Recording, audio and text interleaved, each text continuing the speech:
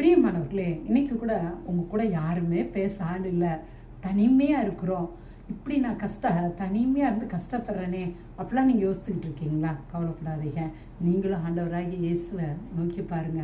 நிச்சயம் உங்களுக்கு நிறையா உங்களோட தனிமையை நீக்க முடியாது. நிறைய ஃப்ரெண்ட்ஸுகள் ஆண்டவர் வந்து கொடுப்பாருங்க.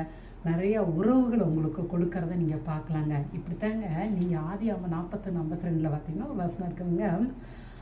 யோசேப்பு சொல்வாரு, யோசேப்புக்கு வந்து எப்ராஹிம், அதாவது யோசேப்புக்கு இன்னொரு பிள்ளை பிறக்குதுங்க. அவன் பேர் வந்து எப்ராஹிங்க.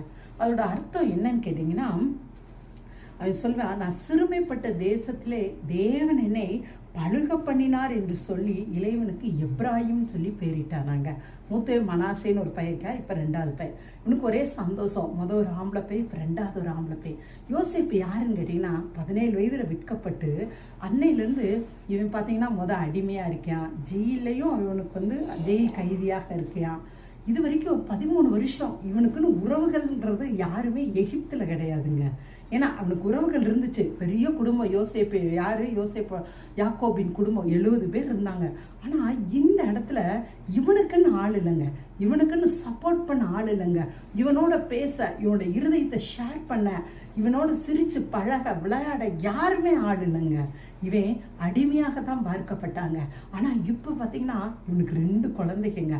இந்த 2வது குழந்தை பிறந்தனையும் குடும்பத்துக்குள்ள கொஞ்சம் இன்னும் கொஞ்சம், அதாவது ஃபேமிலியில ஒரு கணவன் மனைவி இருக்காங்க. முதல் பிள்ளை, 2வது பிள்ளை வரும்போதே கொஞ்சம் கலகலப்பு குடும்பத்துங்களா.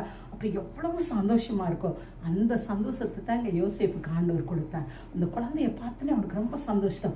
என்னையும் இந்த தேசத்துல பழுக பண்ணினாரே தேவன் சொல்லிதே அவனுக்கு எப்ராஹிம் சொல்லி பேரிட்டாரா. இன்னைக்கு கூட உங்களுடைய வாழ்க்கையில நீங்க தனிமையா கஷ்டப்பட்டு இருக்கீங்களா? கவலையப்படாதீங்க. நீங்க ஆண்டவரை மட்டும் நோக்கி பாருங்க. உங்களுக்கு நிறைய ஃப்ரெண்ட்ஸ் தருவாரு. உங்களுக்கு ஒருவேளை பிள்ளை இல்லாமல் இருந்தா பிள்ளைகளை கொடுப்பாரு. உங்க குடும்பமும் உங்களுடைய வாழ்க்கையும் கலகலப்பா சந்தோஷமா போறதை நீங்க பார்க்கலாங்க. தேங்க்யூங்க. காட் பிளஸ் யூங்க.